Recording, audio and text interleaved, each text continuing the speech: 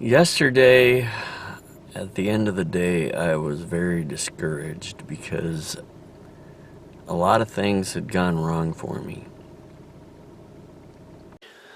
I have never used this Fox Farm Ocean Forest, but I am going to use that to try to save this plant. But today is a new day.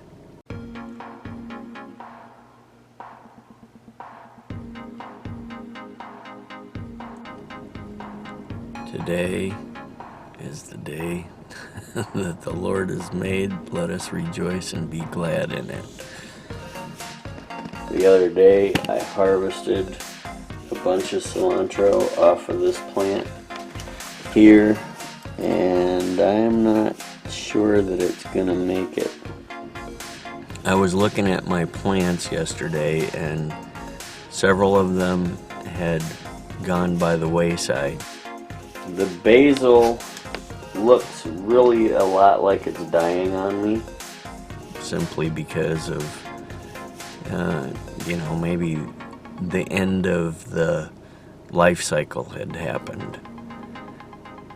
Some of them I think it was possible that it was a case of low maintenance, or not enough maintenance, or making a mistake.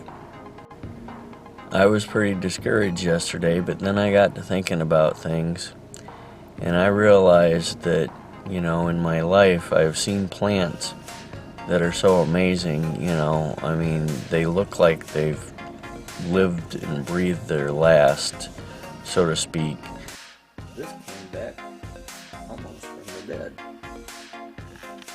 And yet, maybe a month or two later, all of a sudden, there was just that little spark of life in them that held on and held on and held on until they had the right conditions, and then they started to flourish, and eventually they bore fruit.